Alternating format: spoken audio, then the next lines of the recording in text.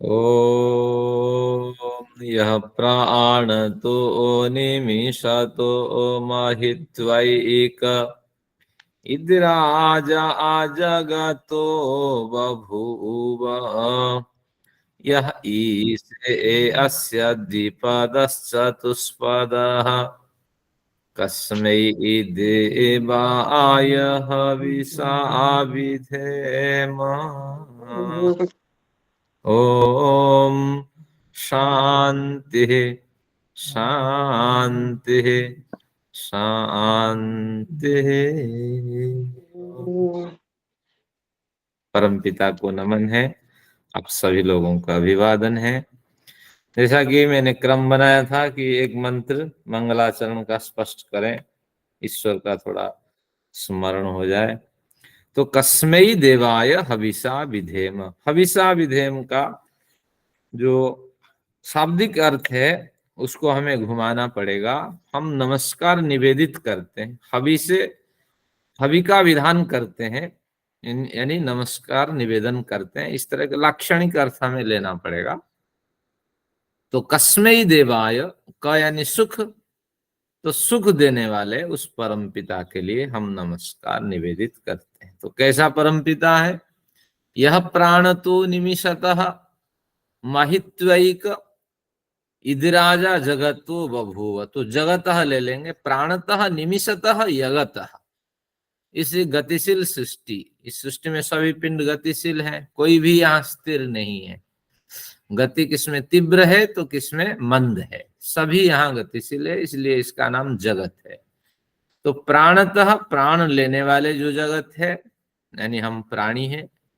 निमिषतः पल भर में भी प्राण जिनके समाप्त हो जाते हैं, ऐसे भी बहुत प्राणी हैं। सांस आपने ली, अभी इनका जन्म हुआ था और अंदर सांस आप की जाते ही उनकी हत्या हो गई। तो बस इस तरह पल पल पर प्राण लेने वाले, लंबे समय तक प्राण धारण करने वाले इस जगत का एकैत राजा बभूव, जो एकमात्र ही राजा है, यानी एकमात्र ही पालक है, स्वामी है। जहाँ इसे अस्य द्विपद चतुष्पद, फिर कहा ये दो पैर मनुष्य आदि प्राणी और जिन प्राणियों के दो पैर हैं, चतुष्पद जिन प्राणियों के चार पैर हैं। श्लोक की श्रृंखला, मंत्र की श्रृंखला होती है, इससे तो ज्यादा पाद बना नहीं सकता एक मंत्र में।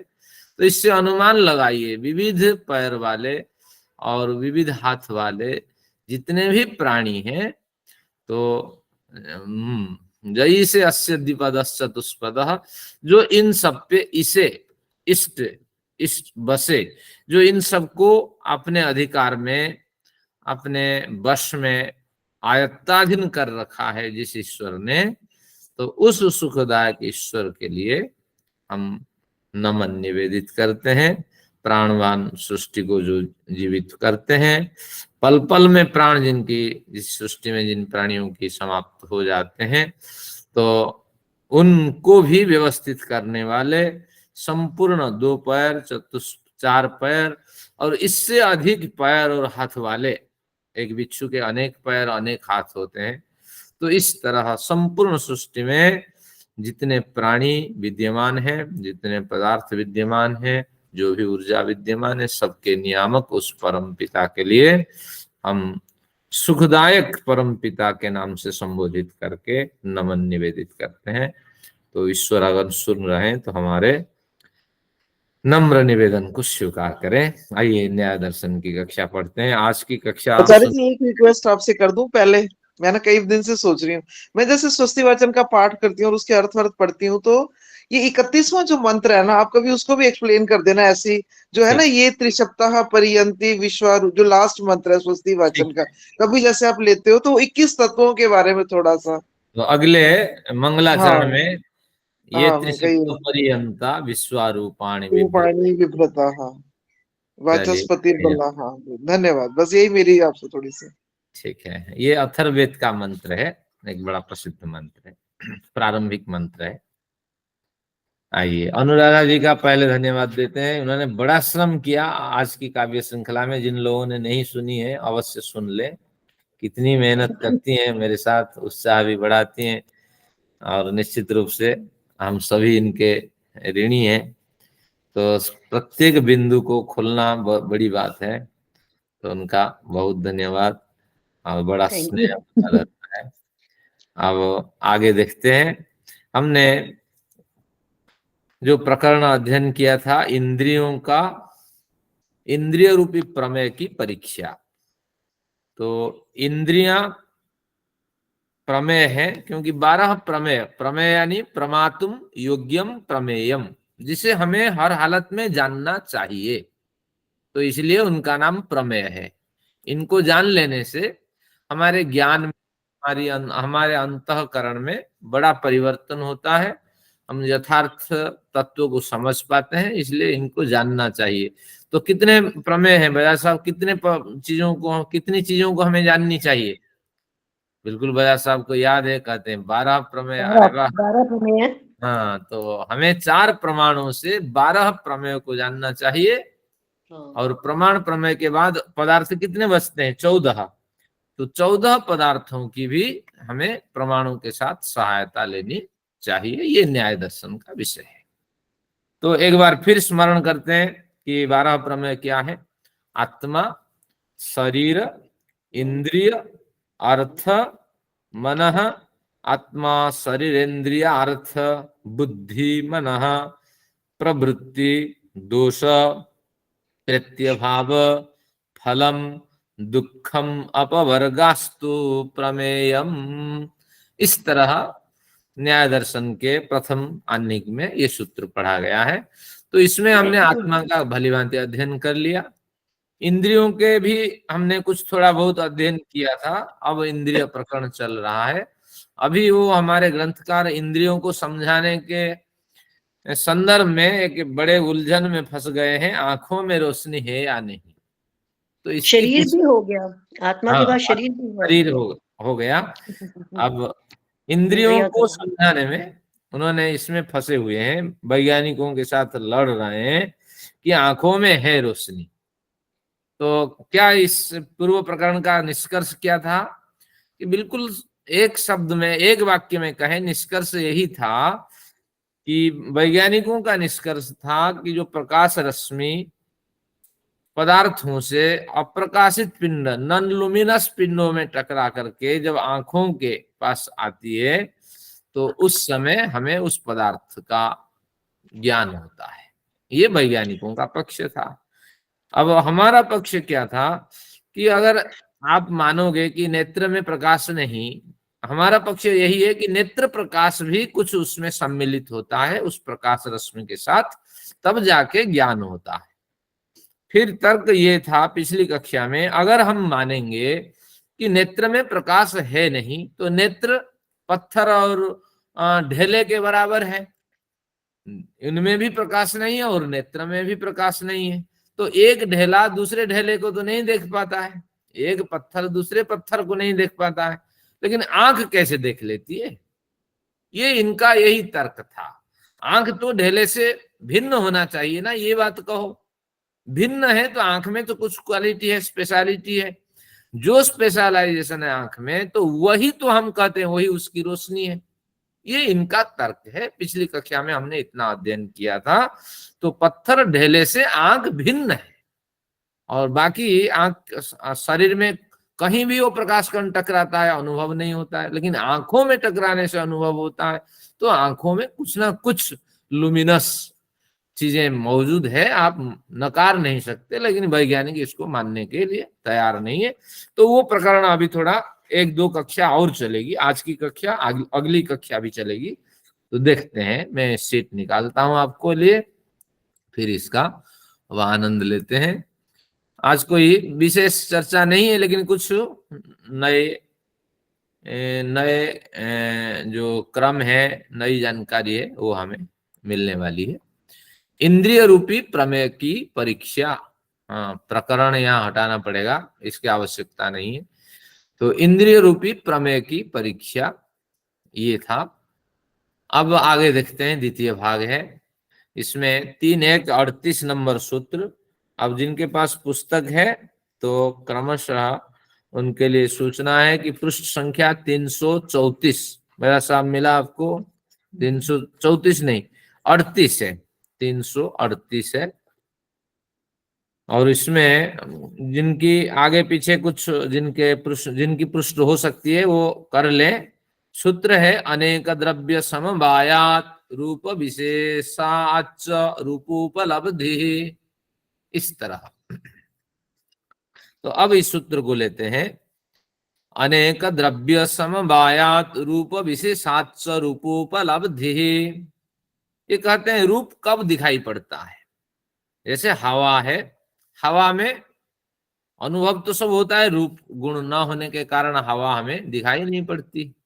तो इसी तरह बहुत से पदार्थ होते हैं जिनमें तत्संबंधित गुण नहीं होते हैं, तो वो हमारे पकड़ में नहीं आते हैं, लेकिन विद्यमान पदार्थ होते हैं। तो ये दो शर्त देते हैं कि अनेक द्रव्य समवायात, अनेक द्रव्यों के समवाय जब होगा, समवाय यानी मिलावट जब होगा किसी पिंड में, तो पिंड बड़ा हो जाएगा। रूप विशेषाच, और रूप विशेष, रूपी विशेष गुण अगर उसमें विद्यमान होगा तो रूप की उपलब्धि होगी। ये न्याय दर्शन का प्रकरण है। वैशेषिक का एक छोटा सा प्रकरण मैंने यहाँ लिखा, लेकिन मुझे समय नहीं मिला इसके संदर्भ ढूंढने के लिए, कुछ व्यस्तता रही या भूल गया मैं जब इसको एडिटिंग किया, तो उस समय ध्यान नहीं रहा कि ये सूत्र भी डाल दूं। तो वैशेषिक दर्शन में एक और बिंदु देता है, महत्वात् अनेक द्रव्यवत्वात् रूप विशेषाच रूपोपलब्धि। वैशेषिक और न्याय ये दोनों भाई भाई हैं, और न्याय से वैशेषिक अधिक प्रौढ़ है।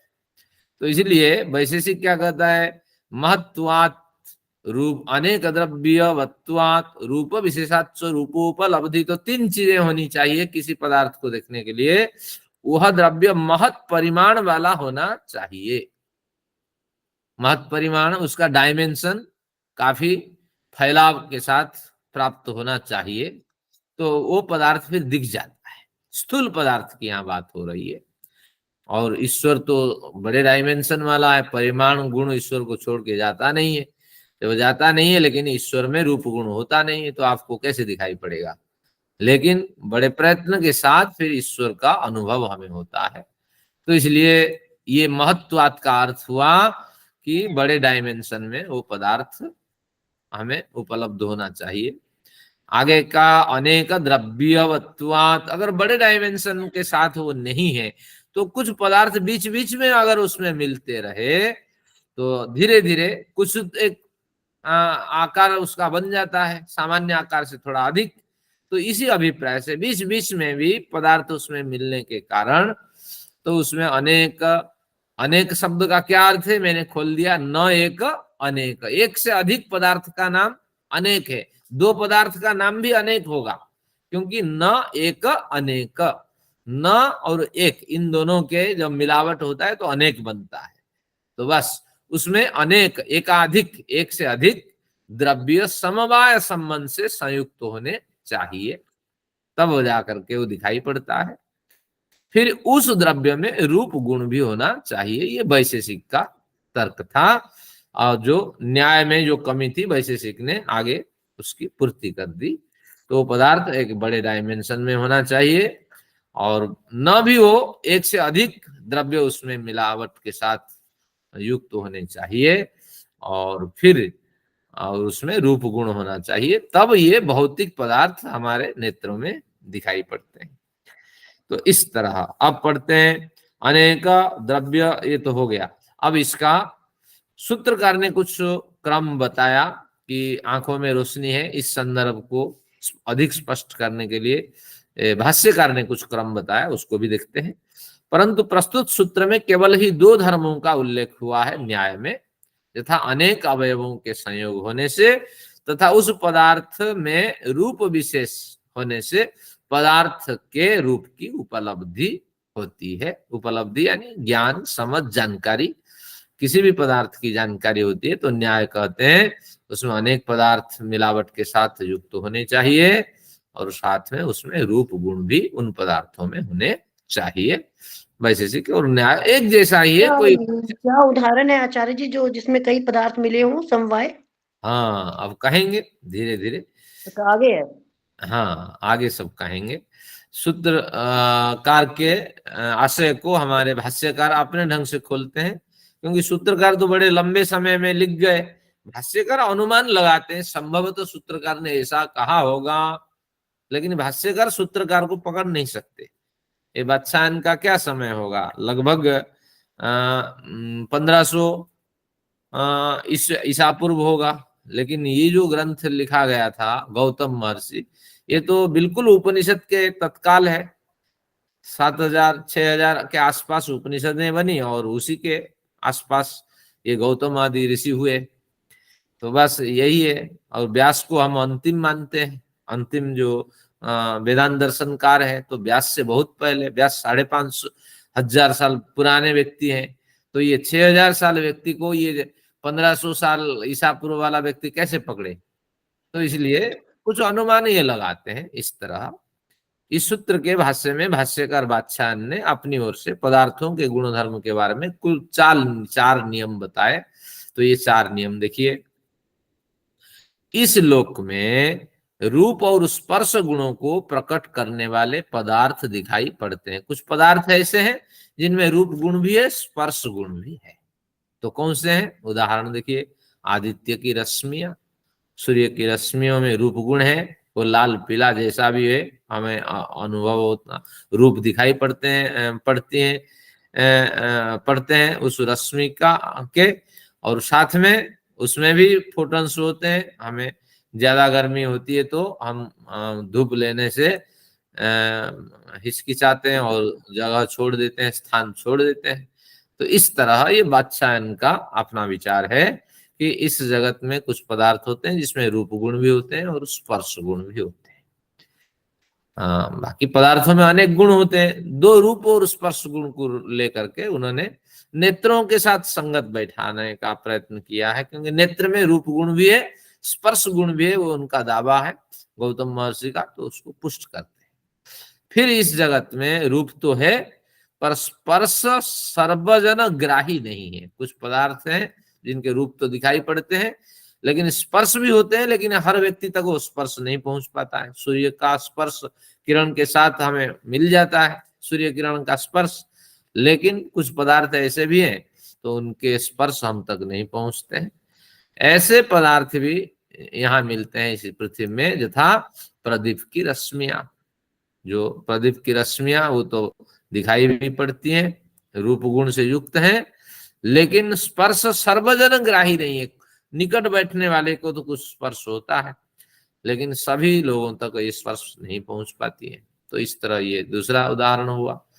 तीसरा उदाहरण उन्होंने दिया, स्पर्श तो है पर रूप गुण से रहित पदार्थ यहाँ भी होते हैं। इस संसार में ऐसा भी है, स्पर्श भी उपलब्ध होता है लेकिन रूप उसमें नहीं होता। जैसे गर्म जल है, गर्म जल का स्पर्श तो होता है लेकिन रूप नहीं दिखाई पड़ता। जो भी दिखाई पड़ता वो तो जल का वास्तविक शीतल जल का रूप है, गर्म जल का रूप नहीं दिखाई पड़ता। ये इनका तर्क है। और अगर आप कहेंगे भाप भी गर्म जल का रूप है, ये भी नहीं है, क्योंकि भाप होगा तो जल उड़ जाएगा। जल भी अस्तित्व में है, 15 डिग्री से जल अभी 50-60 डिग्री 80 डिग्री तक मौजूद है जल के जो टेम्परेचर, लेकिन यहाँ जल का रूप, वास्तविक रूप को हम पकड़ नहीं पाते हैं, लेकिन स्पर्श तो होता है, गर्म का अनुभव होता है। ये बादशाह इनका तर्क है। अब आते हैं, रूप और स्पर्श गुणों से रहित पदार्थ भी यहाँ होते हैं। बारी बारी से उन्होंने रूप स्पर्श आगे पीछे करके फिर उन्होंने कहा रूप और स्पर्श गुणों से रहित पदार्थ यहाँ भी उपलब्ध होते हैं, यथा नेत्र की रश्मियां। यानी नेत्र में रूप गुण भी है, स्पर्श गुण भी है, लेकिन इनकी भाषा में, अगर संस्कृत की भाषा में कहें, अनुद्भूत रूप स्पर्श गुणवत नेत्रम। अनुद्भूत रूप स्पर्श गुणवत नेत्रम। एक विजय योगलेकर हमारे बीच हैं, वो संस्कृत के विद्वान हैं, तो निश्चित रूप से हमारी कक्षा गौरवमयी कक्षा है, इसमें बड़े विद्वान विदुषी जुड़े हुए हैं हमारे साथ, तो उनका भी धन्यवाद। तो रूप स्पर्श गुणवत नेत्रम, इस तरह नेत्र की परिभाषा है। लेकिन अनुद्भूत रूप स्पर्श गुणवत, इसमें रूप भी है स्पर्श भी है, लेकिन अनुद्भूत है। अनुद्भूत का मतलब है अप्रकट, वो नहीं दिखाई पड़ते हैं। तो इस तरह 5 तरह के पदार्थों का यहाँ उन्होंने विवेचन किया। तो 5 तरह के पदार्थ होते हैं रूप और स्पर्श गुण को लेकर के। तो नेत्र आचार्य जी 4 है। 4, हाँ 4 तरह के पदार्थों का विवेचन किया, लेकिन ये रूप और स्पर्श गुण को लेकर के, और नेत्र उनमें से एक पदार्थ है जिसमें अनुद्भूत रूप और स्पर्श है। तो इस तरह इसमें तर्क हुआ। तो तर्क क्या था कि अगर अनेक द्रव्यों का समवाय होगा, संबंध होगा, अनेक द्रव्य, एकाधिक द्रव्य आपस में मिलेंगे, तभी वो पदार्थ हमें दिखाई पड़ेगा। इसमें विशेष रूप से रूप गुण होगा तो भी दिखाई पड़ेगा। अगर ये 2 कंडीशन नहीं होंगे वो पदार्थ नहीं दिखेगा। इस तरह उन्होंने सूत्र में बताया था। फिर बादशाह ने इसको 4 बिंदुओं में बांटा, और भाष्यकार और सूत्रकार दोनों कहते हैं हाँ, नेत्र में तो प्रकाश गुण है, और वो रूप गुण रूपी प्रकाश है, और उस प्रकाश का स्पर्श भी होता है, लेकिन वो अनुद्भूत है, यानी वो अप्रकट है लेकिन है।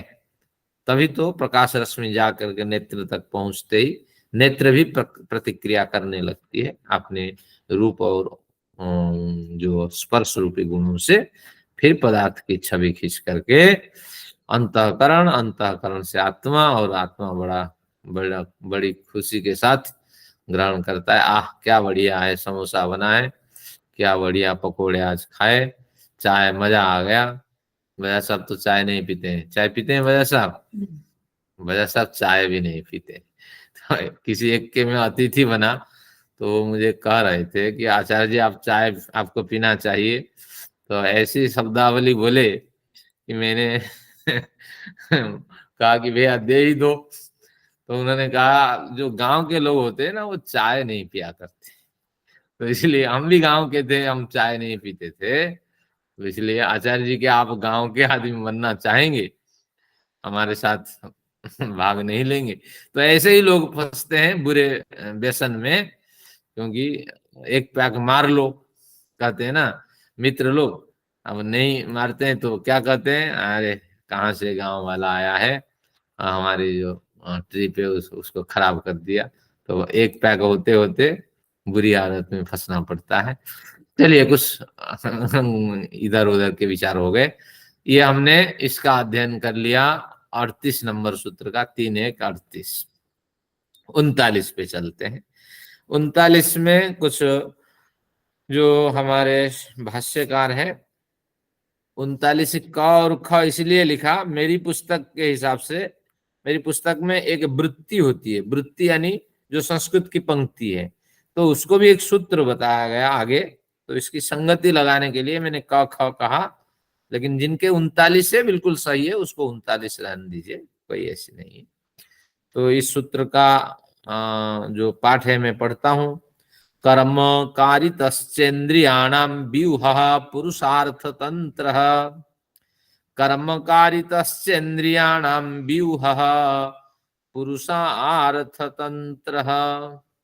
तंत्र यानी शासन व्यवस्था, और पुरुषार्थ तंत्र पुरुष के प्रयोजन के लिए। पुरुष यानी महिला पुरुष दोनों का यहाँ कथन है। पुरुष प्रधान समाज है तो पुरुष शब्द से महिला का भी ग्रहण हो जाता है। तो पुरुषार्थ तंत्र यानी संपूर्ण प्राणियों के अर्थ प्रयोजन के सिद्धि के लिए ऐसी व्यवस्था ईश्वर ने बनाई। व्यूह शब्द का अर्थ रचना।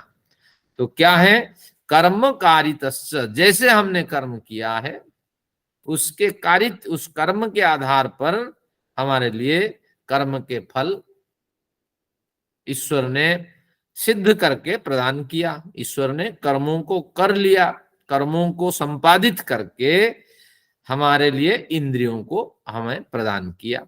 कर्म के आधार पर इंद्रियों का निर्माण करके, इंद्रियों की रचना करके ईश्वर ने हमें दी। इसलिए दी पुरुषार्थ तंत्र, क्योंकि पुरुष अपने प्रयोजन इन इंद्रियों से सिद्ध कर सके। जिनकी नेत्र दृष्टि नहीं है वही कर्मकारितस्य, उनकी नेत्र दृष्टि ईश्वर ने बना के नहीं दी, जिनके कर्ण दृष्टि नहीं है तो बना के नहीं दी। तो इसमें कई कारण हो सकते हैं, ईश्वर ने बना के नहीं दी। तो मैंने कई बार चर्चा की, 3 प्रमुख कारण होते हैं किसी भी कार्य के। आप ईश्वर पे सभी या कर्म संस्कार पे सभी आरोप नहीं गढ़ सकते। इसमें 3 कारण हो सकते हैं। क्या कारण है? कुछ तो प्रारब्ध इसमें कारण हो सकता है, कुछ माँ बाप की गलती यानी तात्कालिक परिस्थितियां हो सकती है, और फिर कुछ जो तात्कालिक परिस्थिति के बाद एक सामाजिक व्यवस्था है, खान पान में अगर मिलावट है, जहर है, कितनी भी आप परहेज कर लें लेकिन समस्याएं तो आएगी। तो 3 स्तरों से हमारा कर्म गुजरता हुआ चला जाता है। तो इसलिए आप कभी आपने कर्म संस्कार भाग्य इसको न कोसिए, इसमें कई कारक इसमें कारण होते हैं। इसलिए तो कहा क्या है, कर्मण्येवाधिकारस्ते मां फलेषु कदाचन। कर्म आप करते जाओ, कर्म करना तुम्हारा अधिकार है, फल तुम्हारे अधिकार में नहीं है, क्योंकि कुछ तो प्रारब्ध फल का निर्माण करेगा, कुछ आपकी जो तात्कालिक कर्म श्रृंखला है, जिस परिवेश में आप रहते हैं, तो उसके आधार पे आपका कर्म निर्धारित होगा, और जो आपका क्रियमाण कर्म अभी चल रहा है उसके संस्कार भी कुछ आएंगे। तो इस तरह तीनों की मिलावट से जो आपको फल मिलेगा, तो ये आपके आयत के अधीन नहीं है, लेकिन पॉजिटिवनेस के साथ ओम गुरु जी, सकारात्मक। ये जो संचित कर्म है वो प्रारब्ध में कब परिवर्तित होते हैं? हाँ, एक बढ़िया प्रश्न है। संचित जो कर्म है वो प्रारब्ध में कब परिवर्तित होते हैं? ये तो आपको साफ दिखाई पड़ता है कि कर्म जो संचित है वो आपके शरीर के विनाश होते ही कंप्लीट ये प्रारब्ध में बदलते हैं। शरीर के विनाश होते ही सारा कैलकुलेशन हो जाता है। लेकिन इसमें भी एक और तर्क है कि अगर अत्यंत गर्हित और निंदित कर्म है और वह कर्म का फल तत्काल ही आपके प्रारब्ध तत्काल ही आपके कर्माशय में चला जाता है, यानी जो आप कर्म करते हैं वो धीरे धीरे संचित होता रहता है। तो एक तो क्रियमाण कर्म, एक संचित कर्म, और एक के आपका प्रारब्ध कर्म है। संचित कर्म में कर्मा से बहुत बड़ा है, उसके 2 स्रोत है, एक तो पूर्व संचित कर्म, एक वर्तमान जन्म के संचित कर्म। तो आपका प्रश्न है संचित कर्म यानी पूर्व संचित कर्म या वर्तमान जन्म के संचित कर्म? ये प्रश्न अगर देखा जाए तो आप संभवतः वर्तमान जन्म के संचित कर्म की बात कर रहे हैं। अगर हमारा कर्म अत्यंत पुण्यप्रद है, शुक्ल कर्म है, अगर हमारा कर्म अत्यंत निंदित कर्म है, कृष्ण कर्म है, तो वो संचित कर्म में अपना स्थान बनाएगा। एक पायदान और रहेगा, शरीर शांत हुआ तो उसमें वो कर्माशय में बैंक में आपका जमा हो जाएगा। लेकिन अगर ये स्थिति नहीं आई है, आपका शरीर शांत नहीं हुआ है, लेकिन वो कर्म संचित में बैठा रहेगा और बीच बीच में उस कर्म का फल भी आपको मिलता रहेगा। आपने किसी को हत्या कर दी, गाड़ दिया, लेकिन वो भयंकर त्रुटि हुई तो उसे संचित में चला गया, लेकिन कभी जांच पड़ताल हुआ तो धीरे धीरे वो थोड़ा कर्म आपको देगा, कुछ दिन सजा मिलेगी। हाँ, बापू आसाराम बन करके कुछ दिन आप सजा काटेंगे। हाँ, लेकिन अभी खत्म नहीं हुआ है, कुछ फल देगा। संचित में गया तो थोड़ा सा फल देगा, लेकिन अगर संचित में नहीं गया, केवल संस्कार धर्माधर्म संस्कार में रहा, तो योग साधना आदि करके या किसी ज्ञान स्वाध्याय जब समझ आ जाए तो उसका आप निवारण कर सकते हैं। तो इस तरह कर्म श्रृंखला है। धन्यवाद। शायद समझ में कम आई होगी। प्रहलाद जी समझ में? एक और प्रश्न उसके अनुसंधान में उठता है, आप अनुमति दे तो पूछूं क्योंकि लंबा भी हो सकता है। बोलिए। कि जो प्रारब्ध से हमें ये शरीर मिला है, तो संचित का जो प्रारब्ध बनेगा वो इसी में जुड़ेगा कि वो अलग से भोगना पड़ेगा? हाँ, देखिए कि हमारा कर्म क्या कहता है, प्रयाणम संप्राप्य, योग दर्शन का विषय है 15वां सूत्र के व्यास भाष्य के, कि प्रयाण काल जब आता है, मृत्यु का समय आता है, उस समय निर्णय होता है कि इस व्यक्ति के पुण्य अधिक है या पाप अधिक है। तो उस हिसाब से फिर पूरे जीवन के जो कैलकुलेशन होगा उस हिसाब से अगला जन्म तय होगा। अगर आपका पाप अधिक है तो आपके जितने कर्म पुण्यप्रद कर्म है वो कर्माशय में चले जाएंगे, थोड़े ही पुण्यप्रद कर्म वहां से निकलेंगे, क्योंकि कंप्लीट पापमय जीवन नहीं होता है, थोड़ा सा उसमें और भी मिश्रण करना पड़ता है। सोना हो, आपके हीरा हो, कंप्लीट वो अपने मटेरियल के साथ बॉन्डिंग नहीं हो पाती है, कुछ और मटेरियल उसमें जुड़ते हैं। तो इसलिए लेकिन प्रमुख रूप से अगर पापमय जीवन आपका निर्णय हो गया मृत्यु के बाद, तो कर्माशय से बड़े सारे पाप कर्म निकलेंगे। इस जन्म के कुछ कर्म उसमें भी मिलेंगे, कुछ थोड़े बहुत पुण्य कर्म मिलेंगे, न्यूनतम पुण्य कर्म मिलेंगे, और आपको एक पापमय शरीर मिल जाएगा। अगर पुण्य अधिक है तो निश्चित रूप से आपके सारे पाप कर्माशय उस कर्माशय में चले जाएंगे, और पाप कर्म चले जाएंगे, थोड़े बहुत वहां से पुण्य भी निकलेंगे, और इस जन्म के पुण्य के साथ संबंध होगा, फिर इस तरह एक पुण्यप्रद जीवन मिलेगा, थोड़ा पाप उसमें भी सम्मिलित होगा।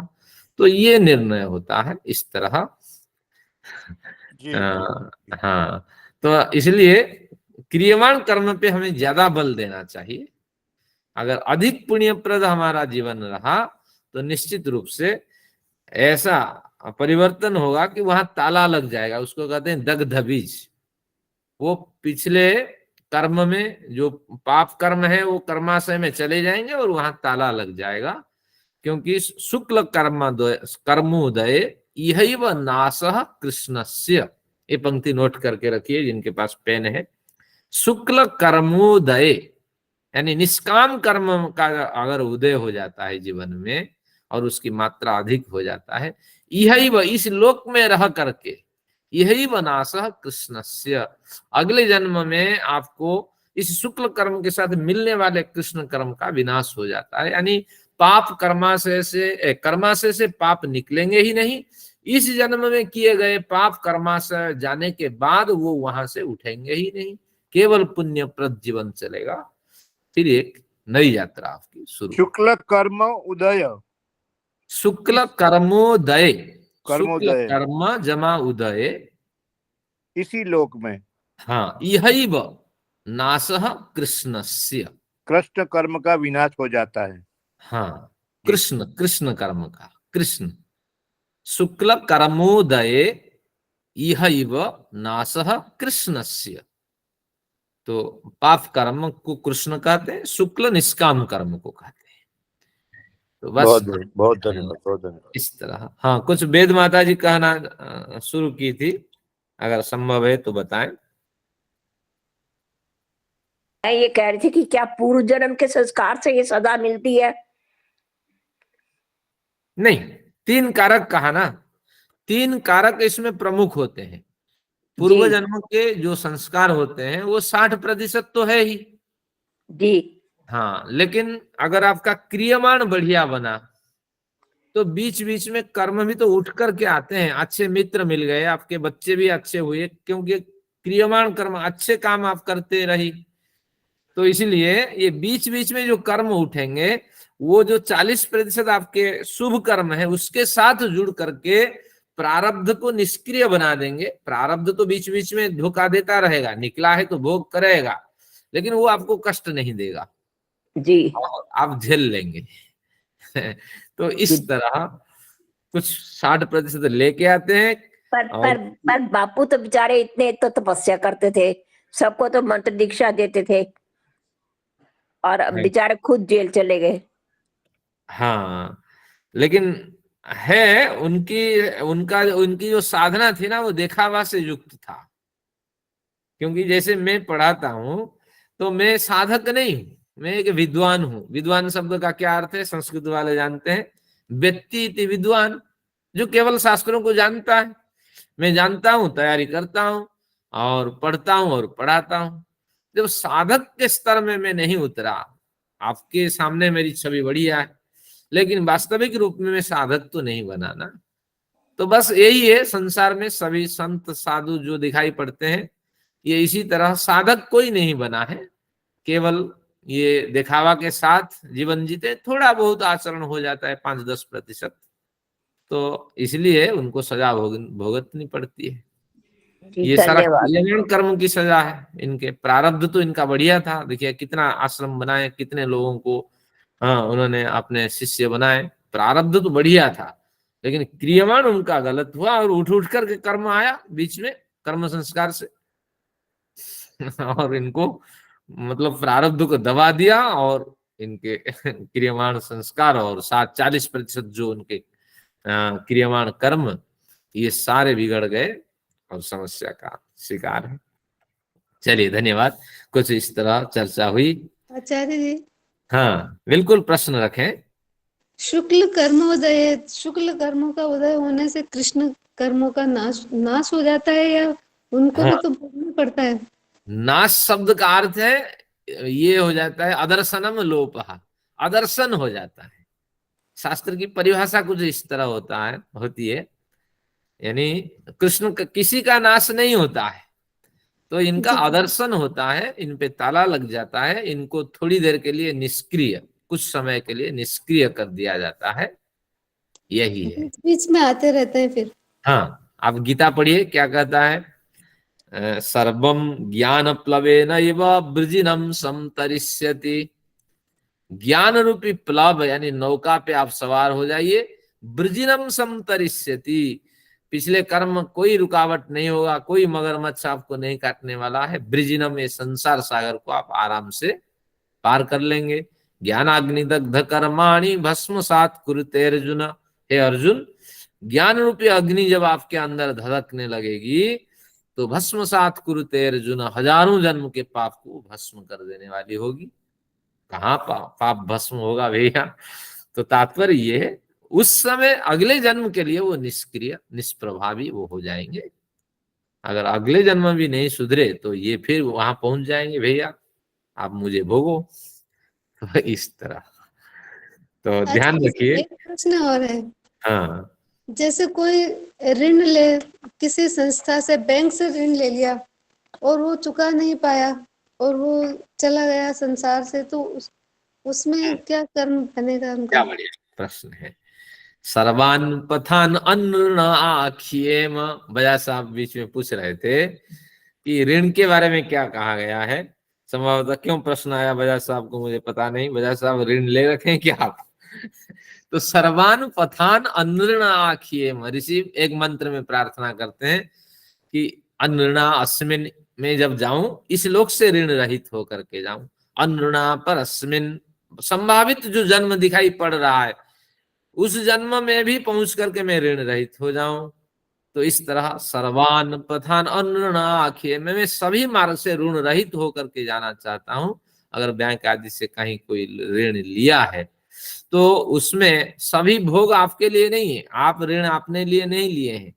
जिन जिन कारकों के की प्रेरणा से आपने ऋण लिया है, तो एक व्यक्ति दाल रोटी चाहिए, लेकिन जो संघ उनको प्रेरित किया है ऋण लें फलाना काम करें, तो इस तरह टुकड़ों में बंट करके वो फल मिलेगा, लेकिन आपको कुछ ज्यादा मिलेगा, क्योंकि समझ के साथ आप विद्वान विदुषी हैं।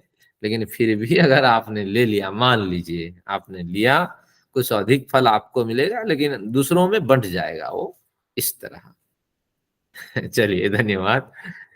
तो इसलिए मृत्यु से पूर्व सभी ऋण रहित होकर के जाने की हमें चेष्टा करनी चाहिए, लेकिन कई बार होता है। आचार्य जी, हाँ हाँ, आसाराम जी के लिए मैं एक बात कहूंगी, वो बहुत दुखी हो रही है वेद माता जी, लेकिन कहा गया है एको ही दोषो गुण सन्निपाते निमज्य तिंदो किरणे किरणों श्रवण। की बात कहा। दोष इतना बड़ा था उनके अंदर, तो सजा तो मिलनी चाहिए उनको। माता जी ने जो श्लोक सुनाया, ये कहते हैं कि जो राजमार्ग होता है, लाइट जिसमें चमकती है, लेकिन इसमें भी एक बड़ा सा अंधकार, बड़ा सा धूम प्रवेश कर जाए तो उसकी खूबसूरती जैसे बर्बाद हो जाती है। तो गुण सन्निपात है, हजारों गुण हो, लेकिन एक अगर उसमें दोष आके पहुंच जाता है तो निश्चित रूप से उस गुण की जो शोभा है वो नष्ट हो जाती है। तो उसी तरह जिनकी यात्रा पवित्रमयी यात्रा है, उसमें अगर त्रुटि आ जाए तो निश्चित रूप से भयंकर सजा ईश्वर देता है। तो अब दे ही रहा है आजीवन कारावास। और उन्होंने बड़े कोर्ट में अपील भी नहीं किया है। क्यों किया कि अब कितनी हंसी मजाक होगी और कितनी बेइज्जती होगी, तो इसलिए भैया यही काट लो, गलती तो हुई है हमसे। सर जी उनका बेटा भी तो उनके अन्यायी बन गया ना वैसा ही। हाँ बिल्कुल, लेकिन यहाँ कम सजा मिली है। अब ईश्वर तो जानते हैं कितना सजा कितनी देंगे, और ईश्वर की मार जब पड़ती है वो शोर भी नहीं सुनाई पड़ती, वो अलग से, वो भी अलग से सजा देंगे। अभी तो कुछ ही खुलासा हो पाया ना, व्यक्ति का पूरा व्यक्तित्व तो थोड़ी खुलासा हो पाता है।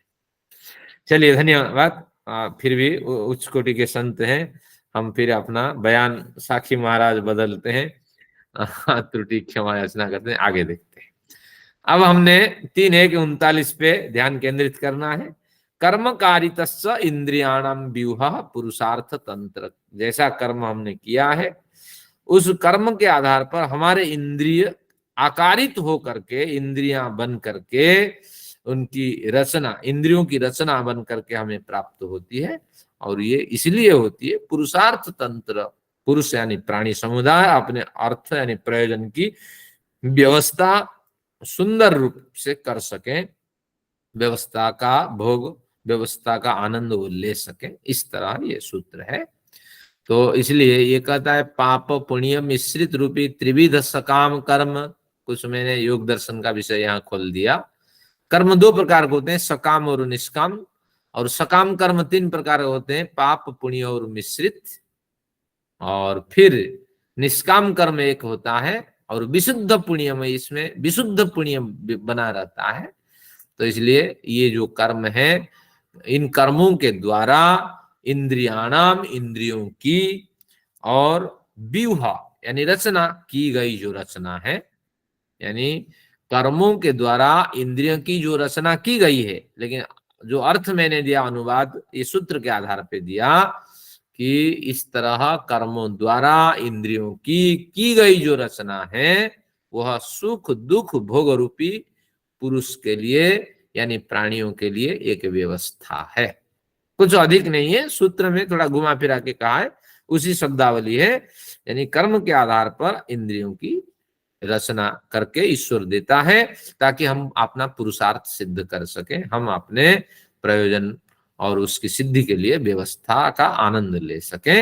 अतः इसी के आधार पर नेत्रादि इंद्रियों की रचना उल्लू सर्पादि आदि प्राणियों की और मनुष्यों की समझनी चाहिए। कुछ भाष्यकार के विचार दे दिए। हमारी आंखें तो बिल्कुल व्यवस्थित है, हम प्राणियों की आंखें हैं, लेकिन ये उल्लू की आंख कैसे रात में देख लेती है, कुछ समझ में नहीं आता है। शायद इसमें क्या है कि नाइट विजन वाले कैमरा यूज करते हैं ना हमारे सैनिक, तो बस ये उल्लू की आंखों की ये नकल है। वो कैसे है, अंधेरे में भी प्रकाश होता है, अंधेरे को प्रकाश में कन्वर्ट करता है वो कैमरा, तो फिर वो बड़ी दूर से जैसे दिन में दिखते हैं ऐसे बिल्कुल दिन की भांति उनको दिखाई पड़ती है। तो ये आंखों की रचना है, वो अपने पाप पुण्य के आधार पे ईश्वर उनको देता है, ये नेत्र दृष्टि प्रदान करता है। और सर्पादि की भी इंद्रियां, आपने सर्प के बारे में नहीं जाना, शास्त्रों में, हमारे शास्त्रों में उल्लेख है सर्प के कान नहीं होते हैं। सर्प का एक नाम है चक्षुश्रवा, जो संस्कृत वाले विद्वान विदुषियां हैं वो सब जानते हैं। चक्षुश्रवा, ये नेत्र के पास थोड़ा सा कुछ छिद्र होता होगा या कुछ है, या नेत्र के पर इनके वाइब्रेशन जाता होगा, तो नेत्र के माध्यम से वो सुनते हैं। तो ये उस समय की खोज रही होगी। आजकल जो सर्प के बारे में गवेषणा करते हैं ये कहाँ तक सत्य है और क्या इसके अंदर है वो बता सकेंगे। तो सर्प का एक नाम चक्षुश्रवा, ये भी नोट करिएगा। चक्षु में वो सुनता है, वो रोशनी भी देख का काम करता है नेत्र, साथ में सुनने के लिए वाइब्रेशन को भी पिकअप करता है सर्प। और मनुष्यों की रचना, ये 3 तरह की रचना उल्लू रात में देख लेती है। सर्प के कान आदि नहीं होते हैं, उल्लू जो है वो नेत्र, ये मनुष्य बिल्कुल दिन में नहीं देख पाता है। इसके अतिरिक्त अगर पूरे जानवर की जो बैक्टीरिया वायरस फुंगी आदि देखें, कई तरह की इनकी इंद्रियां संरचना होगी। और इसके पीछे क्या है, कर्मकारितस्य इंद्रियाणाम व्यूह, कर्म के आधार पर इनकी इंद्रियां इनको प्रदान कर दी जाती है। और सर्प क्या करता है, बच्चा पैदा करके अपने बच्चे को खा लेता है, और मछली भी अपनी बच्चों को खा लेती है। इनकी इंद्रियां इतनी मजबूत नहीं है, वो भी उनकी जो मनस्थिति है और बुद्धि है बिल्कुल बड़ी नगण्य सी है, और अपने बच्चों को ही खा लेती है। समझ ही नहीं पाती है इतने बच्चे हैं, मेरे कौन है, दूसरे के कौन है, कल्पना की कौन है और रानू की कौन है। बच्चे समझ ना पाने के कारण मछलियां अपने बच्चे को निगल लेती हैं। तो इस तरह कल भी मैंने देखा टेलीविजन में, एक माँ ने 2 बच्चों को लेके कुआं में फेंक दिया, और 12 साल के बाद बच्चे हुए थे। और पुलिस ने जब पूछा तो उसने बताया कि मैं तंग आ गई थी, क्योंकि पति विदेश में रहते थे, और दोनों बच्चों की सेवा करना, सास ससुर की सेवा करना, घर का काम करना, ये बड़ा कष्ट था मेरे लिए, इसलिए बच्चों को मैं कुआं में लेके फेंक दिया। तो वहां सब बच्चों की मृत्यु हो गई। चलिए, तो ये भी कुछ इस तरह ईश्वर के माध्यम से हमें इस तरह कमजोर बुद्धि मिलती है। सब तो है, मनुष्य जन्म है, लेकिन बुद्धि में कमजोरपन है, और लोग बड़े प्रतिज्ञा करते हैं, प्रण करते हैं, लेकिन उसको भी भूल जाते हैं, क्योंकि कर्मकारितश्च पुरुषार्थ तंत्र, कर्म के आधार पे हमारा संकल्प पूरा नहीं होता है। इस तरह। धन्यवाद, आगे देखते हैं। अव्यभिचाराच्च प्रतिघातो भौतिक धर्म, अव्यभिचाराच्च प्रतिघातो भौतिक धर्म। इस तरह के सूत्र नहीं है, ये पंक्ति है संस्कृत की। तो आचार्य जी हाँ। पिछला सूत्र जो आपने लिया 39 नंबर कर्मकारी वाला, तो इसमें क्या मतलब कहना क्या चाह, ठीक है इंद्रियों की रचना भगवान ने दी, अपने कर्मों के हिसाब से दी, तो इसमें अब हम क्या बता रहे हैं, तो समझ नहीं आया इस सूत्र में क्या कहना चाह रहे हैं। नेत्र दृष्टि की चर्चा चल रही है, तो इसलिए हमारे जो कर्म जैसे हैं उसके आधार पर इंद्रियां नेत्रादि इंद्रियों का निर्माण करके ईश्वर प्रदान करता है। किसी की नेत्र में रात को दिखाई पड़ता है, और किसी के नेत्र में दिन में दिखाई पड़ता है, किसी के नेत्र होते नहीं है, और ऐसे कुछ प्राणी हैं जिनके कर्ण आदि भी नहीं होते हैं। ये इनका कहना है, ये इस सूत्र में बताया, ठीक है। हाँ, तो यानी जो नेत्र दृष्टि धीरे धीरे घुमा फिरा के अब आएंगे प्रकरण पे, तो बस आपको समझना नेत्र में रूप गुण है और स्पर्श गुण है, ये इनका तर्क है। आगे देखते हैं 3:1-39। अव्यभिचाराच्च प्रतिघातो भौतिक धर्म। इसमें क्या कहना चाहते हैं कि अव्यभिचाराच्च, इसको छोड़ देते हैं, प्रतिघातः भौतिक धर्म। कहते हैं कि पदार्थों के दर्शन में रुकावट आना, हाँ, निश्चित रूप से ये भौतिक लक्षण है, क्योंकि मुझे केवल ही जहां प्रकाश दिखाई पड़ रहा है, जहां जाने आने का डोर बना हुआ है, उतना हिस्सा दिखता है, लेकिन दीवार के पीछे जो कुछ हो रहा है वो दिखाई नहीं पड़ता। तो प्रतिघात आवरण की बाधा आ जाने से मुझे किसी भी पदार्थ का ज्ञान नहीं होता है। मेरी नेत्र दृष्टि और साथ में नेत्र में विद्यमान प्रकाश का गुण वहां काम नहीं करता है। ये भौतिक धर्म में प्रतिघात दिखाई पड़ता है। लेकिन अव्यभिचाराच्च, अब अव्यभिचार का मतलब है निर्दोष, यहाँ व्यभिचार नहीं है। ये जो नियम है, इस तरह नियम आप बना नहीं सकते। इस सूत्र को पढ़ लेने के बाद कर्म के आधार पर ईश्वर नेत्रा आदि में दृष्टि प्रदान करता है, तो इस सूत्र को पढ़ लेने के बाद आप ये नहीं कह सकते कि भौतिक धर्म तो वह है, भौतिक पदार्थ का धर्म तो वही है, वो प्रतिघात प्रदान करता है। आप ऐसा नहीं कह सकते। पदार्थों के दर्शन में रुकावट आना, प्रतिघात होना निर्दोष रूप से यह सिद्ध करता है कि नेत्रादि इंद्रियां भौतिक हैं। तो ये एक संस्कृत की पंक्ति है। हाँ, संभवतः मेरा पहला कथन गलत रहा। यानी पूर्व पक्षी ने, सिद्धांत ने एक विचार दिया कि हम तो जानते हैं पदार्थों में प्रतिघात होना ये भौतिक पदार्थों का लक्षण है, और अव्यभिचाराच्च ये दोष रहित लक्षण ही है। जहां जहां भौतिक पदार्थ होगा वहां प्रतिघात होगा।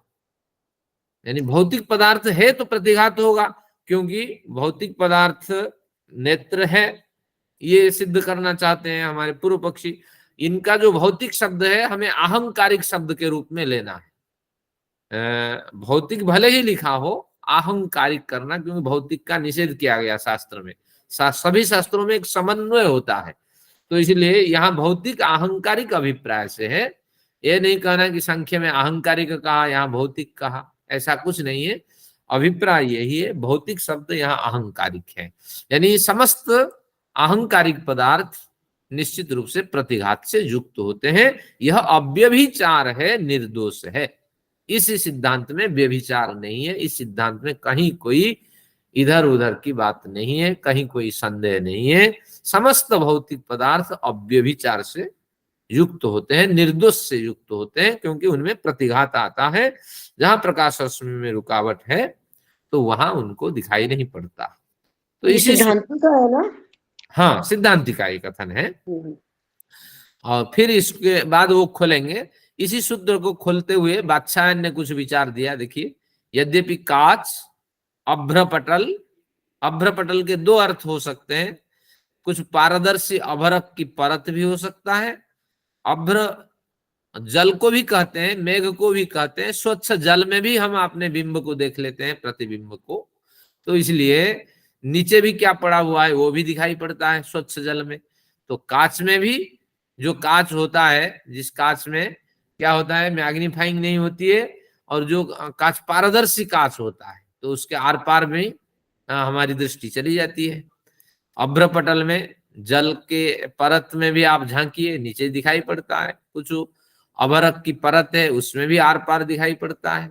स्फटिक मणि कुछ होता है, उसके भी इधर उधर के इस ओर देखें तो उस ओर भी दिखाई पड़ता है। तो कहते हैं आदि पारदर्शी पदार्थ में नेत्र दृष्टि आर पार हो जाती है। तो इस दृष्टि से आप नहीं कह सकते कि जो नेत्र है वो अभौतिक है, यानी अहंकारिक है, यह नहीं आप कह सकते।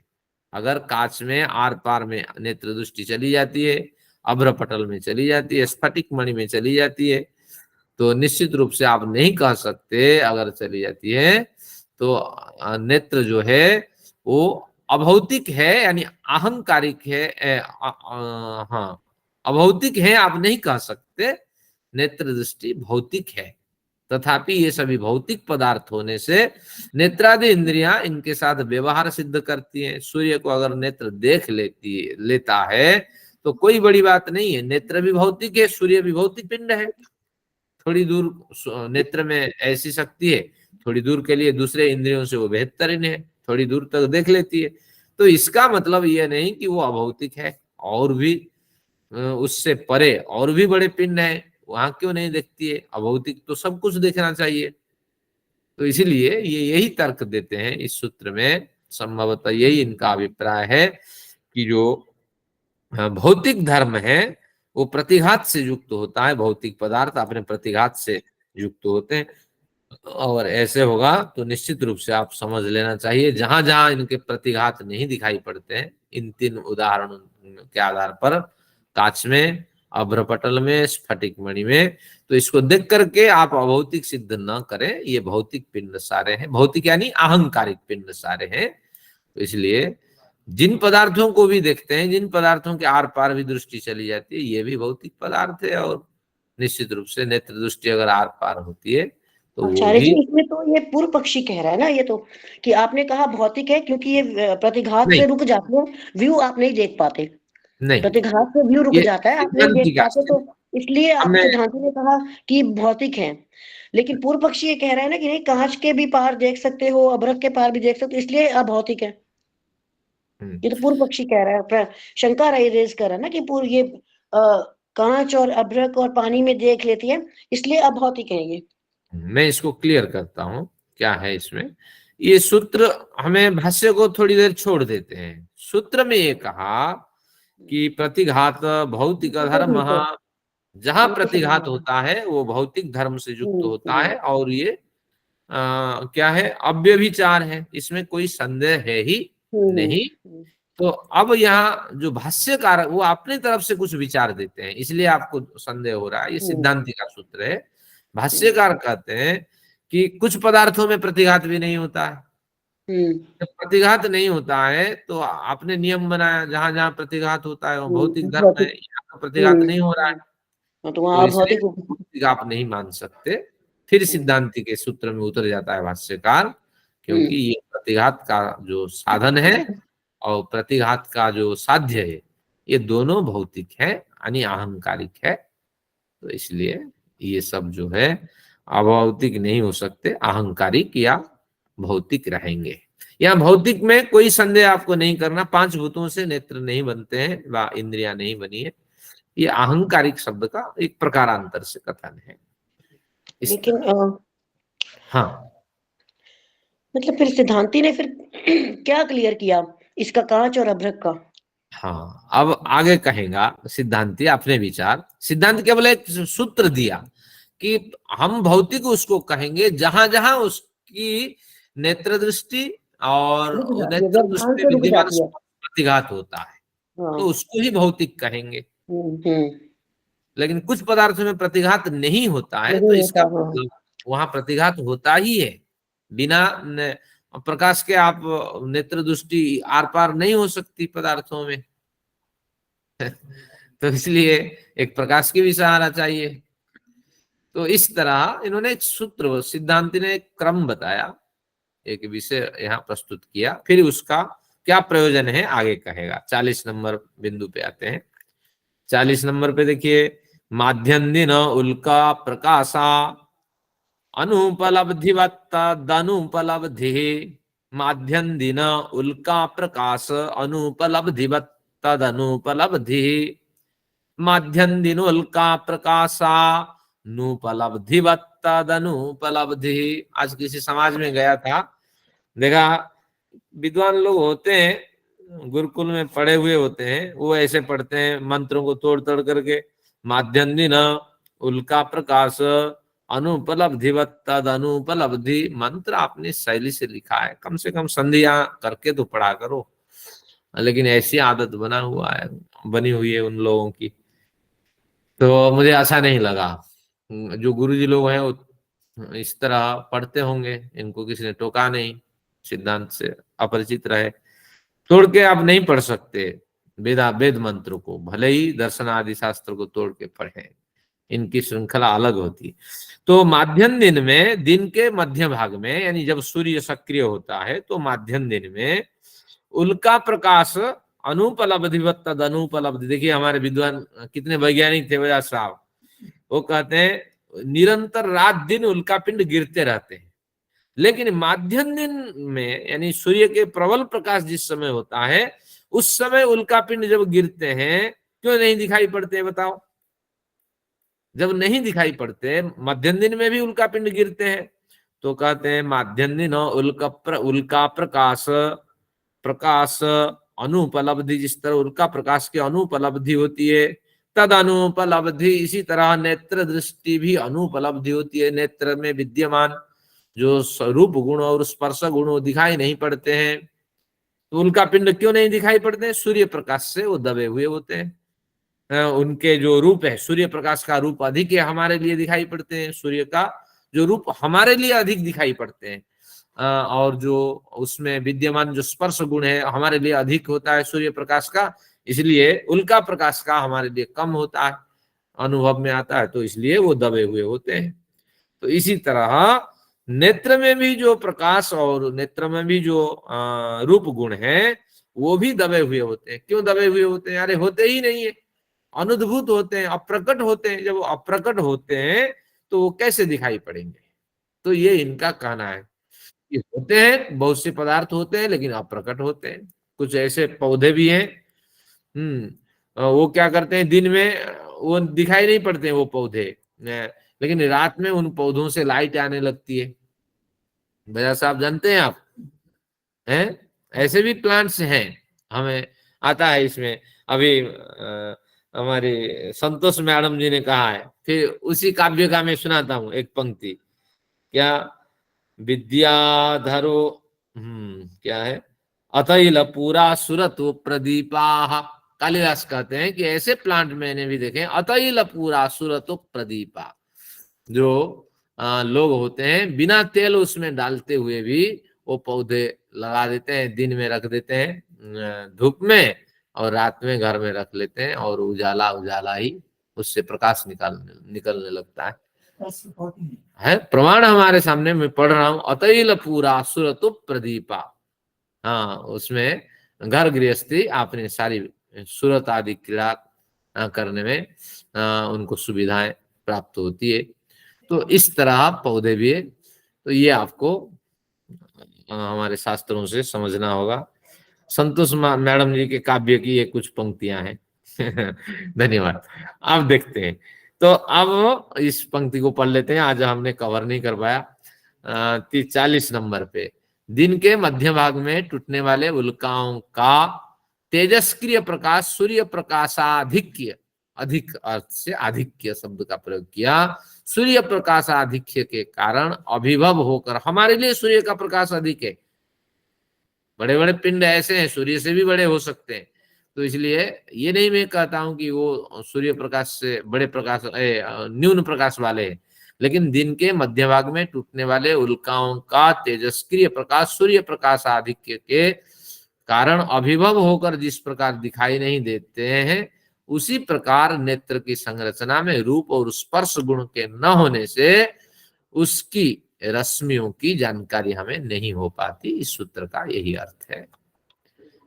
तो अब पूर्व पक्षी ने कुछ प्रश्न रखा, इसको सुन करके पूर्व पक्षी क्या कहता है कि मध्याह्न में टूटने वाले उल्का पिंडों का प्रकाश दिखाई न देने पर, उस प्रकाश का पिंड का प्रकाश दिखाई न देने पर होना चाहिए, उस प्रकाश का स्पर्श गुण अनुभूत न होने पर आप तर्क देते हैं कि अवश्य उसमें प्रकाश और स्पर्श गुण हैं। तब तो मिट्टी के ढेले और पत्थर कंकड़ में प्रकाश का होना मानना पड़ेगा, क्योंकि उसका न दिखाई देने का कारण है, यानी उस पिंड में प्रकाश का न दिखाई देने का कारण है सूर्य के प्रकाश से अभिभव होना। तात्पर्य ये हुआ कि हम नेत्र में तो प्रकाश मानते ही नहीं है। अगर नहीं मानते हैं तो उल्का पिंड में प्रकाश क्यों नहीं दिखाई देता है? सूर्य के प्रकाश से अभिभव हो जाता है। तो दिन में पत्थर के ढेले हैं या मिट्टी के ढेले हैं, तो अगर पड़े हुए हैं दिन में भी उनमें प्रकाश नहीं दिखाई देता, इसलिए नहीं दिखाई देता होगा, प्रकाश उसमें होता होगा, सूर्य के प्रकाश से वो प्रकाश दबा हुआ होता है। तो इस तरह हम मानते हैं कि ढेले में प्रकाश तो है लेकिन सूर्य प्रकाश से वो दिखाई नहीं देता। हाँ, इस तरह उन्होंने एक प्रश्न रखा। तो अब उस ढेले के बारे में क्या कहना चाहते हैं कि आंखों को आप ढेला समझते हो? नहीं, आपका प्रश्न सही नहीं है। 3:1:41 पे आइए। ढेले और आंख में तो फर्क होना चाहिए। न रात्रावप्यनुपलब्धे, ये सूत्र आगे है। न रात्रावप्यनुपलब्धे न रात्रौ अपि अनुपलब्धे। कहते हैं नहीं, आपकी शंका निरर्थक है, ये न का अर्थ है। रात्रौ अपि अनुपलब्धे, मिट्टी के ढेले का प्रकाश तो रात्रि में भी नहीं दिखता। वह उल्का का प्रकाश तो रात्रि में दिखाई पड़ता है ना। तो इससे आप समझिए वैज्ञानिक पक्ष कैसा है, किसका? गौतम महर्षि का। कितनी बारीकी से लोग अध्ययन करते थे, दिन भर उल्का पिंड गिरते रहते हैं। तो उन्होंने माध्यम दिन इसलिए रखा कि सुबह भी कई बार दिख जाते हैं उल्का पिंड। उन्होंने कहा ना, माध्यम दिन शब्द का प्रयोग किया, सुबह नहीं कहा, दिन भी नहीं कहा, मध्यम दिन में नहीं दिखाई पड़ते हैं। तो इसको भी बारीकी से जानकारी थी। और साथ में रात में उल्का पिंड के प्रकाश दिखाई पड़ते हैं, ये विज्ञान का एक पक्ष। देखिए, लोग कहते हैं अरे संस्कृत वाले कुछ नहीं जानते हैं, उनके शास्त्र में कोई ऐसी चर्चा नहीं है। देखिए कितनी बड़ी चर्चा इसमें। मिट्टी के ढेले का प्रकाश तो रात्रि में भी नहीं दिखता। अगर प्रकाश होता तो उल्का पिंड कम से कम तो प्रकाश के साथ दिखाई पड़ता है, जबकि टूटते हुए उल्का पिंड अपने प्रकाश के साथ दिखाई पड़ते हैं रात में। तो इसलिए उल्का पिंड के साथ ढेले को आप तुलना नहीं कर सकते, वो तो लुमिनस ऑब्जेक्ट है, नॉन लुमिनस ऑब्जेक्ट। इसलिए कंकड़ पत्थर आदि में प्रकाश नहीं होता है, और कंकड़ पत्थर प्राणियों की आंख के समान प्रकाश रहित पिंड नहीं है, और कंकड़ पत्थर आदि को भी आंखों के साथ आप तुलना नहीं कर सकते। तो एक कंकड़ दूसरे पत्थर को भी, एक पत्थर दूसरे कंकड़ को भी समझ लेता, लेकिन ऐसा नहीं होता है। लेकिन आंख में प्रकाश आने पर ही वो आंख समझती है ये कंकड़ है, ये पत्थर है। ये इनका तर्क है। तो अब तो हमारे आचार्य जी 40 और 41 में तो इश्यू डिफरेंट ही आ गया। उल्का पिंड है, दिन में नहीं दिख रहा है, रात को दिख रहा है। वो वाला प्रश्न था, उसका क्या हुआ कि जब पूर्व पक्षी ने कहा कि प्रतिघात नहीं होता, उनमें कुछ ऐसे मटेरियल्स हैं, जल हुआ या अभ्रक हुआ या कांच हुआ, जिनमें से आंख आर पार देख लेती है। प्रतिघात तो है, व्यवधान तो है, लेकिन उन मटेरियल्स में से आंख देख लेती है। तो उसका फिर सिद्धांत में कोई जवाब नहीं है। तो दूसरा इशू आ गया 40-41 में। तो बिल्कुल ऐसी समझदार विद्यार्थी नहीं है तो क्या कहना। बिल्कुल हाँ, उसका तात्पर्य तो बिल्कुल जवाब सही है। हाँ, इसमें देखिए इन्होंने एक क्रम दे दिया सिद्धांति के रूप में कि जो भौतिक पदार्थ है उसमें प्रतिघात होता है। 39 खा में ये कह दिया। अब पता था भाष्यकार को, भाष्यकार शिष्य क्या होता है, छात्र। शिष्य का दूसरा नाम होता है छात्र। गुरोह दोषान छादयति आच्छादयति। जहां जहां त्रुटियां हुई है उसको छिपाना होता है। तो जब उत्तर इनको यहाँ इन्होंने नहीं दिया, विस्मरण हो गया होगा, लिख के चले गए होंगे, तो सूत्रकार भाष्यकार ने इसका समाधान दे दिया कि इस तरह जो अगर नियम हमें मिलता है, लेकिन कहीं कहीं इस नियम में व्यवधान होता है, आर पार में आंखें चली जाती है, तो फिर भी इनको आप इस नियम के आधार पे अगर ये नहीं आते हैं तो आपको फिर भी इनको भौतिक समझना चाहिए, अभौतिक मतलब नहीं। इसको अपवाद कहकर छोड़ दें। हाँ नहीं, उस भाष्यकार ने समाधान दे दिया, इसके समाधान में भाष्यकार को ले लेना। इतने में समाधान है ना, जिसमें मैं बोल्ड कर रखा हूं, जिसमें हाईलाइट कर रखा हूं, ये इसका समाधान है। अगर एक नियम हम ये बनाते हैं जहां जहां भौतिक पदार्थ है वहां वहां प्रतिघात होगा, लेकिन इस नियम में जब व्यवधान दिखाई पड़ता है तो उस व्यवधान को आप इस आधार पे समाधान मान ले, वो व्यवधान भी भौतिक पदार्थ है। और साध्य साधन, साधन नेत्र दृष्टि है, साध्य वो पदार्थ है, दोनों ही भौतिक है। यानी भाष्यकार ने समाधान दिया, सूत्रकार ने कुछ नहीं कहा इस सूत्र के लिए। भाष्यकार का भी समाधान समझ नहीं आया ना मुझे थोड़ा, क्योंकि वो व्यवधान नहीं है भी और नहीं भी है। व्यवधान होते हुए भी उसके आर पार नजर आ रहा है, तो अब वो क्या कहेंगे अपने एक पक्ष बार में। फिर और मैं क्लियर करता हूं, एक नियम बनाया, हमारे सूत्रकार ने एक नियम बनाया, जहां जहां भौतिक पदार्थ है वहां वहां व्यवधान होगा ही होगा। इस तरह सूत्र बना के भाष्यकार सूत्रकार चल दिए। जब कोई समाधान नहीं दिया तो भाष्यकार ने दिमाग लगाया।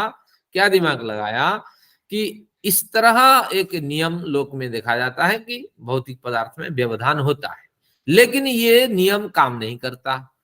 तो इस नियम काम न करने पर भी कभी आप न समझे कि ये जो नियम बना है ये त्रुटिपूर्ण है, ये आप न समझे।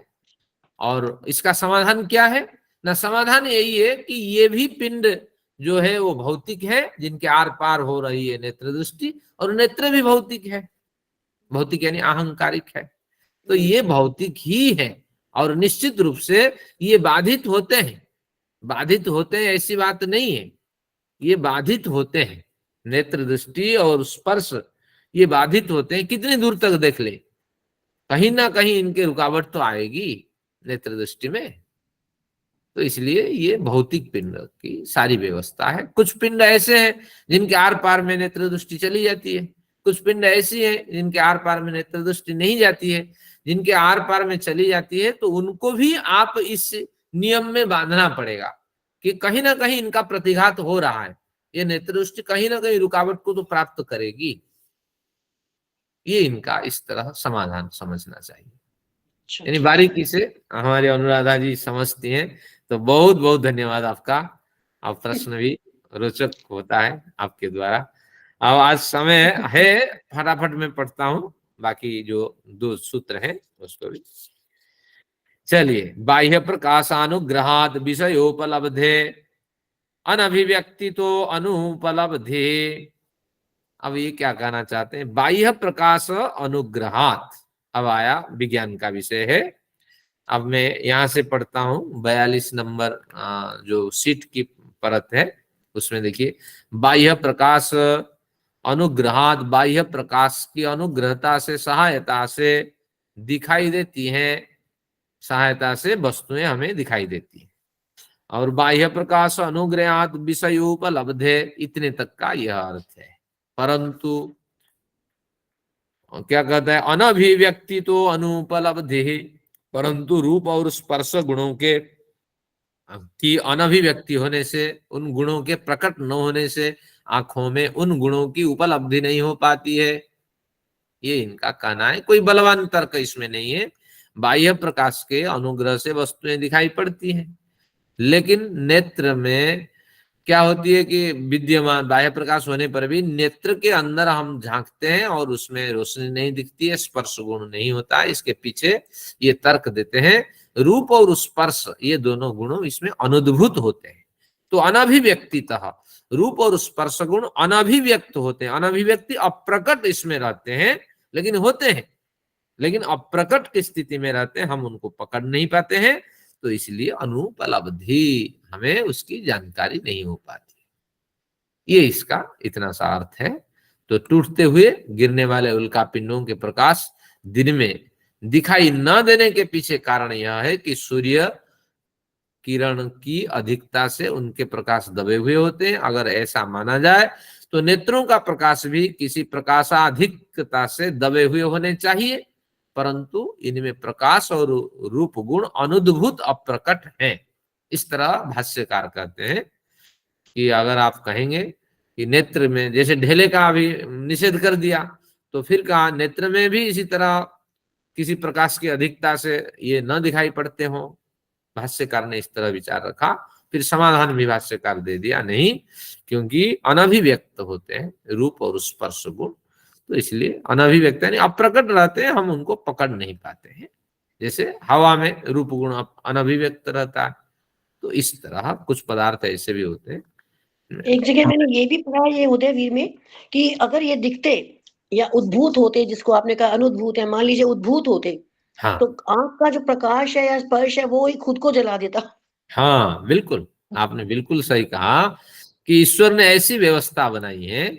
अगर आंख हमें बजाज साहब को देखने के लिए व्यवहार करनी होता उसका, स्पर्श हाँ, रूप होता उनका, उद्भूत होता, तो वो आंख को ही जला देता। बहुत बढ़िया, आपने इसमें सहयोग किया। बजाज साहब कहते हैं समझ में नहीं आया। आंख में अगर रूप गुण दिखाई पड़ते, आंख में अगर प्रकाश रश्मि दिखाई पड़ती रूप के साथ, तो मैं आपके चश्मा को देखते ही आपकी आंखें फूट जाती। सूर्य की रोशनी में प्रकाश भी है और साथ में स्पर्श गुण भी है। स्पर्श भी है। सूर्य की रोशनी भी तो जला देती है। हाँ, तो फिर आपको जिस वस्तु को दिखता वो जल जाती। हाँ, हीट की बात कर रहे हैं, प्रकाश का मतलब हीट है। हाँ बिल्कुल, यही अभिप्राय है इसका, ईश्वर की व्यवस्था है। रूप अगर होता, तो अगर दिखता उसमें रूप उद्भूत होकर दिखता, तो बाकी रूपों को देखने में व्यवधान डालता, मतलब अगर इतना प्रकट 15 मिनट हो गए, लेकिन 1 मिनट और लगेंगे, 1-2 मिनट और आगे देखते हैं, थोड़ा इसको भी कवर करते हैं। 43 देखिए, अभिव्यक्त चाभी भवात, प्रकाश का दबा हुआ होना, अभिभव होना, प्रकाश का दबा हुआ होना, वही प्रयोग किया जाता है जहां प्रकाश दिखाई पड़े। तो कहते हैं अभिभव की बात आप कहना चाहते हैं, सूर्य किरण से नेत्र दृष्टि में विद्यमान प्रकाश और रूप अभिभव हैं, दबे हुए हैं, तो प्रकाश का दबा हुआ होना वही प्रयोग किया जाता है जहां प्रकाश दिखाई पड़े और अन्य किसी बलिष्ठ प्रकाश से वो उससे दबा दिया जाए। यथा उल्का पिंड के प्रकाश दिन के समय में सूर्य के प्रकाश से दबे हुए होते हैं, परंतु जब नेत्र का प्रकाश यानी रूप गुण और स्पर्श गुण अनुद्भूत हैं, अप्रकट हैं, तब उसे कौन दबा सकता है। उसी पूर्व सूत्र का ही यहाँ प्रकरण है। तो क्या न्याय दिया गया, विवाह भावेपि संतान नामकरणम। दोनों गर्लफ्रेंड बॉयफ्रेंड मिलते हैं, कहते हैं शादी करेंगे और बच्चे का क्या नाम देंगे, राम गोपाल नाम रखेंगे। भैया आप शादी होगी या नहीं पता नहीं, नौकरी मिलेगी या नहीं, न कामयाबी पुरुष के पीछे महिला तो भागती नहीं है, फिर भी नाम हो गया, बच्चे का क्या नाम देंगे, राम गोपाल, हसानंद गोविंद राम रखेंगे। धन्यवाद। चलिए, ये सूत्र कोई मजेदार नहीं था, आगे देखते हैं। आगे के साथ आज का अध्ययन समाप्त। न गतंचर नयन रश्मि दर्शनाथ। भैया साहब कहते हैं मुझे मजा नहीं आया। फिर एक प्रमाण देते हैं हमारे सूत्रकार, रात्रि में जो घूमते हैं उल्लू, और कौन घूमते हैं रात्रि में? बिल्ली। आपने बिल्ली के नेत्र देखे हैं भैया साहब? रात में चमक नेत्र से आती है नहीं है? अंधेरे में भी नेत्र चमकती है और आलोक में भी चमकती है। शेर के भी नेत्र चमकते हैं रात को।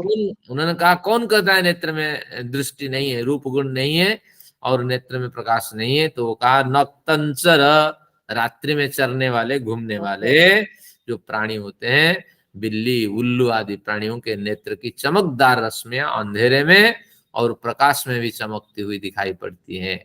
तभी तो ये प्राणी जीने के लिए आपने शिकार ढूंढ लेते हैं। अतः नेत्रों में रश्मियां हैं, कहीं प्रकट हैं तो कहीं अप्रकट हैं। हमारे अप्रकट हैं। कुछ प्राणी ऐसे हैं इनके नेत्र में भी दृष्टि है, वो चमकती है। ऐसे भी सुनने में आया, एक सर्प होता है मणिचूड़, आपने कभी नाम सुना होगा। मणिचूड़ कोई एक सर्प है, तो उसकी आंखों में रोशनी होती है, वो रात में जब जाती है वो रोशनी वहां से निकलती है। तो इस तरह उसके चूड़ा में यानी नेत्र में रश्मियां होती है। ये सर्प होता है? हाँ, मणिचूड़ है उसका नाम है। तो ये संसार बड़ा विचित्र है और सृष्टि ईश्वर की बड़ी विचित्र है। तो इस तरह यहाँ तक हम पहुंचे, आगे के प्रकरण पढ़ेंगे और विज्ञान इसको सिद्ध करें, जो हमारे पूर्वाचार्यों की देन है। हम उनको तो स्वीकार करते हैं मथानत पूर्वक, और विज्ञान की स्वीकार की हमें अपेक्षा है।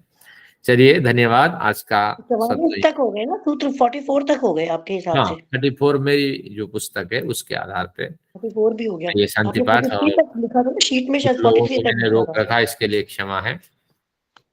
ओम द्यौः शान्तिरन्तरिक्षं शान्तिः पृथिवी शान्तिरापः शान्तिरोषधयः शान्तिः वनस्पतयः शान्तिर्विश्वे देवाः शान्तिर्ब्रह्म शान्तिः सर्वं शान्तिः शान्तिरेव शान्तिः सामा शान्तिरेधि। ओम शान्तिः शान्तिः शान्तिः। वैदिक अभिवादन सभी को, सप्रेम नमस्ते। आप जा सकते हैं, सत्र की समाप्ति है। सर्वेभ्यो नमस्ते आचार्य जी, धन्यवाद। नमस्ते आचार्य जी।